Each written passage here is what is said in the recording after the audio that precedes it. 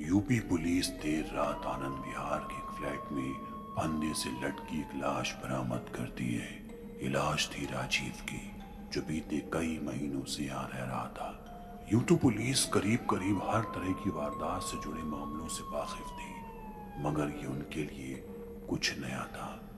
वजह थी कातिल का नाम। जी हाँ, पुलिस के हाथ में कातिल का नाम तो था, मगर कातिल की तलाश नामुमकिन थी। फ्लैट में फंदे से लटकी मिली राजीव की लाश के साथ एक सुसाइड नोट भी मिला। इस नोट में साफ साफ लिखा था कि अगर मेरी मौत हो जाती है तो उसकी जिम्मेदार इस फोटो में नजर आ रही लड़की प्रियंका होगी। उस सुसाइड नोट के साथ प्रियंका का फोटो भी दिख रहा था। यही नहीं, राजीव ने उस सुसाइड नोट में अपनी जिंदगी और मौत से जुड़े और भी कई बड़े खुलासे किए थे। उसने लिखा था उसकी जान को खतरा है और उसके साथ जो कुछ भी हो रहा है उसकी वजह वो फोटो वाली लड़की प्रियंका है। उसने लिखा कि उस लड़की ने उसकी जिंदगी तबाह कर दी है।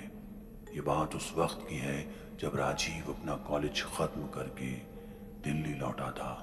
वो शायद पहली रात होगी जब वो चैन से सोया होगा, क्योंकि उसके बाद से उसे हर वक्त बेचैनी महसूस होने लगी। एक रात राजीव बहुत ज़रूरी मीटिंग के बाद देर से घर की तरफ लौट रहा था कि बीच रास्ते ना जाने कैसे उसकी कार के ब्रेक्स फेल हो गए और तेज रफ्तार से भागती कार दुर्घटना का शिकार हो गई। राजीव लहूलुहान हालात में कार में फंसा कई घंटों तक पड़ा रहा। उसे बस कुछ याद था तो एक औरत का मुस्कुराता चेहरा जो उसके बेहद करीब से गुजरी। ये प्रियंका ही थी। अभी वो इलाज के लिए अस्पताल में भर्ती था कि तभी उसके गांव से खबर आई कि उसका घर बुरी तरह जल चुका है।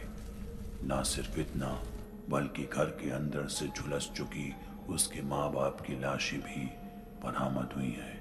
वो बुरी तरह टूट गया और फौरन वहां पहुंचकर आसपास मामले की तफ्तीश में लग गया। आस पड़ोस के लोगों ने बताया कि आखिरी बार एक लड़की को उसके माँ बाप के साथ देखा गया था। उसके बाल काफी लंबे थे और वो मुस्कुराते हुए घर से बाहर निकल रही थी। पहले तो राजीव को शक हुआ, मगर बाद में साफ हो गया कि वो लड़की प्रियंका ही थी। अब राजीव की परेशानी की हद पार करने लगी थी। वो अकेला पड़ चुका था, लिहाजा अब वो अपनी गर्लफ्रेंड को अपने साथ शिफ्ट करने वाला था। मगर उससे एक रात पहले उसने देखा कि उसके फ्लैट के सारे कमरों की खिड़कियां टूट चुकी हैं।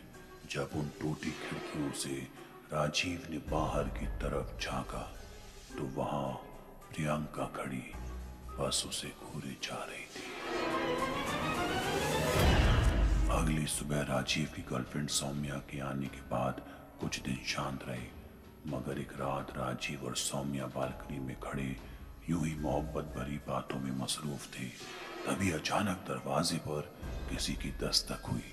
राजीव जैसे ही दरवाजे की तरफ बढ़ा, अचानक पीछे से सौम्या के चीखने की आवाज आई। जब राजीव ने पलट कर देखा तो सौम्या वहां नहीं थी।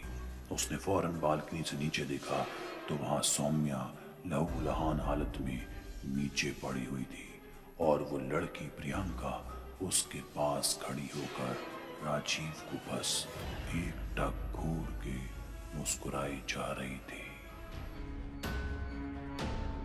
राजीव ने अपने सुसाइड नोट में आगे भी कई घटनाओं का जिक्र करते हुए लिखा कि वो हर दिन इन वारदात से अब परेशान होने लगा। जब उसने पुलिस को भी इसकी जानकारी दी तो पुलिस उसका मजाक उड़ाने लगी। उसकी शिकायत रजिस्टर्ड करने से इनकार कर दिया, लिहाजा उसके पास प्रियंका से बचने का कोई और पैतरा नहीं था।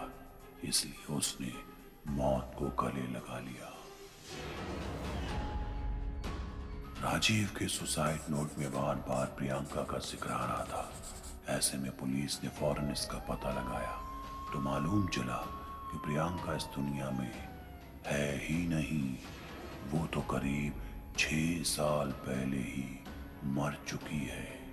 पुलिस ने इसके पीछे की तफ्तीश की तो पता चला कि दरअसल प्रियंका और राजीव का कॉलेज में अफेयर था। मगर एक रात प्रियंका ने राजीव को उस पर चीट करते पकड़ लिया। वो इतनी डिप्रेस हो गई कि उसने फंदे से लटक कर खुद को मौत के हवाले कर दिया, जिसके बाद अक्सर वो अपने दोस्तों को भी कई बार महसूस होने लगी मानो वो उनसे कुछ बताना चाह रही हो। और इसी प्रियंका के साई ने आज राजीव की मौत के साथ शायद अपना बदला भी ले लिया।